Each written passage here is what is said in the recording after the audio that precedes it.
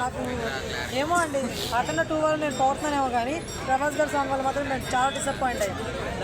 అంటే ఆయనకి అఖండ 2లో అయితే స్టోరీ బాగుంది, దానికి తగ్గట్టుగా బాలకృష్ణ అంటే రాజసాబ్లో స్టోరీ బాగాలేదు అంటున్నారు మీరు. అంటే శివునిగా నేను ఇన్స్పైర్ చేయను తపన్ గారు, అది కాబట్టి మ్యూజిక్ గట్టిగా కొట్టారనేసి అన్నాడు. అంటే స్టోరీ పరంగా వెళ్ళేదాన్ని బీజిఎం అంటారండి, సాంగ్ పరంగా స్టోరీ అవసరం లేదు.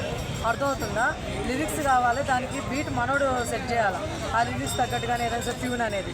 సో ఆ విషయంలో తమనే చూసుకోవాలి తప్ప స్టోరీ ఇంక్లూడ్ అవ్వదు ఆ సాంగ్కి. బీజిఎం విషయంలో అయితే మీరు చెప్పినట్టు స్టోరీ పరంగా వెళ్తుంది బీజిఎం అనేది, ఎక్కడ హైప్ కొట్టాలి ఎక్కడ తక్కువ కొట్టాలి ఏంటని. సాంగ్లో అదే ఉందండి, నాకు అర్థం కాదు. అది కూడా ఇంట్రో సాంగ్ లాగే ఉంది అది మనకి ప్రభాస్ గారిది. ఇంట్రో సాంగ్లో ఎలా కొట్టాలి మనోడు? డిఎస్పీకి ఇచ్చింటే 100 రేట్లు కాదు 1000 రేట్లు కొట్టున్నారో అనిపించింది నాకు. సో ఒకవేళ అక్కడ అంటే ఒక మ్యూజిక్ డైరెక్టర్ ఎంత హార్డ్ వర్క్ చేసినా ఫైనల్గా రిపోర్ట్ డైరెక్టర్ ఫైనల్ చేస్తాడు కదా. ఒకవేళ డైరెక్టర్ ఏమన్నా సరే నాకు ఈ విధంగా కావాలని ఏమన్నా అన్నాడేమో చెప్పలేము కదా. అసలు ఛాన్స్ లేదండి, వినేవాళ్ళకి తెలీదా మరి అని నాకు చెప్తాను. నేనేమో ఫాల్ట్గా విన్నానేమో, 1-10 సార్లు విన్నానండి సాంగ్ని, అయినా నచ్చలేదు. 10 సార్లు అయినా నచ్చలేదు నాకు. తమన్ గారు నిజంగా డిసప్పాయింట్ చేశారు ఈ విషయంలో. అక్కడ మాత్రం అబ్బో 100కి 1000 రేట్లు మాత్రం బాగా చేసినాడు, న్యాయం చేస్తాడు. ఆడు మాత్రం రోజుకి కూడా సూపర్ చేస్తాడు. అంటే పార్ట్ 2 సాంగ్కి ఏమైనా మంచిగా ఇస్తాడు చెప్పలేము కదా. ఇవ్వాలి, ఇవ్వకపోతే మామూలుగా ఉంటుంది తమ్మడానికి. అది అందరూ చెప్పేస్తారు రివ్యూలో. ప్రభాస్ అన్న అంటే మామూలు ఇష్టం అనుకున్నా ఏంటి, నేనే ఫ్యాన్ కాదండి కానీ చెప్తున్నా. అర్థమవుతుందా? అంటే అంత వైబ్ అనేది కంటెంట్ లో కానీ లేదేమో, సో అందుకే ఈ సాంగ్ మళ్ళీ చెప్తున్నా అండి, వైబ్ అనేది స్టోరీ అనేది బీజిఎం కి పునాది కానీ సాంగ్స్ కాదు.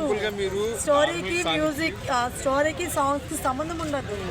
స్టోరీ అనేది ఏంటంటే లైక్ మనకి వెనక బ్యాక్గ్రౌండ్ మ్యూజిక్ బట్టి స్టోరీ మీద డిపెండ్ అయి ఉంటుంది. అవునా, తమన్ గారు బ్యాక్గ్రౌండ్ మ్యూజిక్ ఎందుకు వెళ్ళదన్నప్పుడు మీరు అనొచ్చు స్టోరీ అలా వెళ్తుంది, ఆయన ఎలా అక్కడ కొడతాడంతా అని చెప్పి మీరు అనొచ్చు.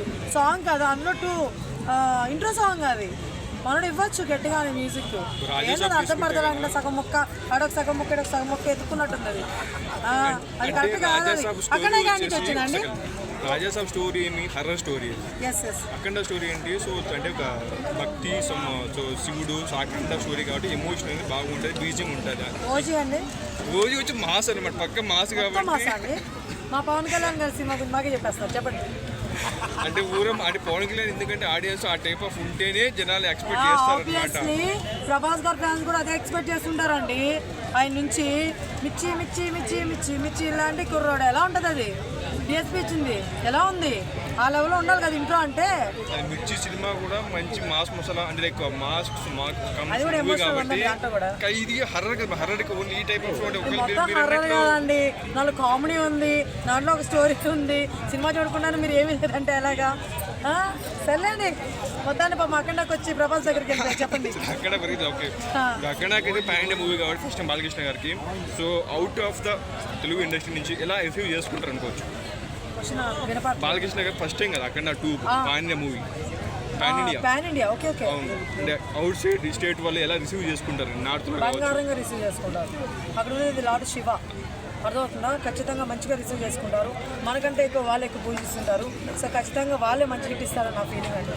అంటే వారణాసి ఆ కైండ్ ఆఫ్ లొకేషన్ బాగా చూపించారు కదా ట్రైలర్లో, కానీ వాళ్ళకి బాగా నచ్చింది అంటారా?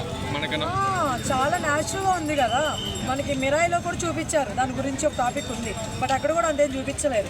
బట్ ఇక్కడ మాత్రం చాలా విజువల్స్ చాలా బాగున్నాయి, కొత్తగా ఉన్నాయి. మేబీ నిజంగానే మనం జరిగినప్పుడు ఏమైనా షూట్ చేసుకున్నారేమో, నిజంగానే చాలా బాగున్నాయి విజువల్స్, చాలా బాగున్నాయి. బాలయ్య బాబు గారు లుక్స్ చాలా బాగున్నాయి, చాలా చాలా డిఫరెంట్గా ఆయన పెట్టిన ఎఫర్ట్స్ కనిపిస్తున్నాయి లుక్స్లోనే మనకి. అట్ ది సేమ్ టైం డైలాగులు పేరుతున్నాయి, మొహలు పేరట్లేదు. టైలర్కి వామ్మో ఆ డైలాగ్ లేని స్వామి భయపడి గారు ఏం చేశారు ఏదో నాకు అర్థం కావట్లేదు అనమాట.